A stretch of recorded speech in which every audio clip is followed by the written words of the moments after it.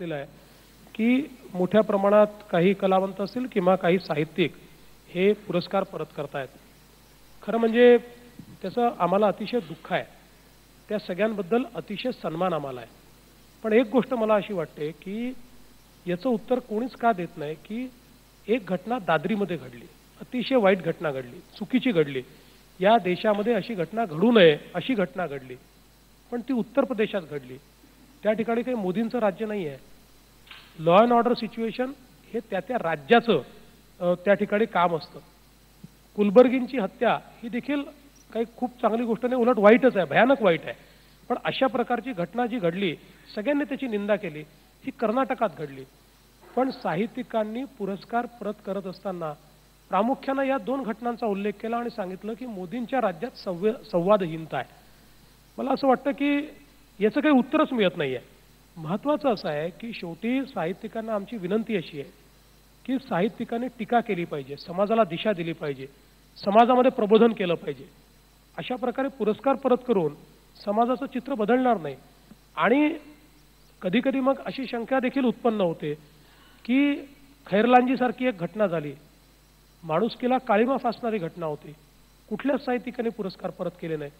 केरळमध्ये एक घटना घडली, एका प्राध्यापकानं एक पेपर सेट केला, त्यात एका विशिष्ट धर्माच्या ईश्वराचा उल्लेख केला, तो काही चुकीचा उल्लेख नव्हता, पण आमच्या धर्मात असं करता येत नाही असं सांगून काही लोकांनी त्याचे हात छाटले। आणि इतकी गंभीर घटना म्हणजे फ्रीडम ऑफ एक्सप्रेशनवर इतका मोठा घाला झाला, पण कोणीही साहित्यिकांनी एकही पुरस्कार परत केला नाही।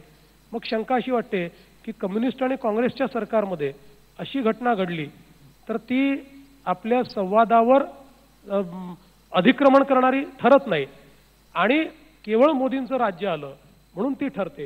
आणि म्हणून मला असं वाटतं या देशामध्ये आणि जगामध्ये साहित्यिकांनी परिवर्तन केलं आहे आणि तेच त्यांच्याकडनं अपेक्षित आहे। साहित्यिकांनी जर बाजू घेणं सुरू केलं तर या देशाला कोणीच वाचवू शकणार। जलयुक्त शिवार सारखी एक योजना ही आम्ही कार्यान्वित केली। 200 गावांमध्ये 9 महिन्यामध्ये 1,25,000 स्ट्रक्चर्स आम्ही पूर्ण केले। 35,000 स्ट्रक्चर्स आज त्याचं काम चाललेलं आहे आणि त्याचा परिणाम असा झाला की आज 24 TMC पाण्याचा साठा हा आपण त्यातनं तयार करू शकलो। आणि 24 TMC पाण्याचा साठा म्हणजे 6 लाख हेक्टर जमिनीला सिंचन देता येईल एवढा साठा। आणि हे सगळं करण्याकरता 1400 कोटी रुपये केवळ खर्च झाला, 300 कोटी रुपयाचा लोकसहभाग मिळाला। आज या निमित्ताने मी अण्णा हजारे असतील किंवा पोपटरावजी पवार असतील, राजेंद्रसिंगजी राणा असतील यांचे याकरता आभार मानेन की लोकांना प्रेरित करण्याचं काम यांनी केलं आणि त्यातनं एकदा पाण्याचं जनआंदोलन उभं राहिलं की जनता काय परिवर्तन करू शकते। ही केवळ शासनाची योजना राहिली असती तर कदाचित त्याला तेवढा परिणामकारकता आली नसती, पण हे जनआंदोलन झालं आणि जनआंदोलन झाल्यामुळे जनतेने 300 कोटी रुपयांपेक्षा जास्त सहभाग या योजनेमध्ये दिला। स्वतंत्र भारताच्या इतिहासामध्ये एवढा मोठा लोकसहभाग लाभलेली दुसरी कुठली योजना नाही।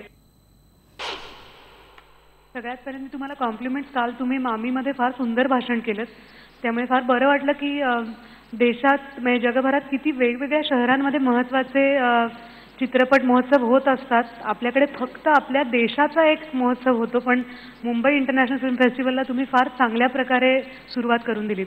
माझा प्रश्न असा आहे की आजच आम्ही वाचलं जो एक फार महत्त्वाचा ज्वलंत म्हणूया असा मुद्दा आम्हा सगळ्या कलाकारांसमोर दिसतोय की पाकिस्तानातल्या कलाकारांनी भारतात यावं की नाही, त्यांनी इथे काम करावं की नाही, याबद्दल आमच्या मनात खूप दुविधा आहे।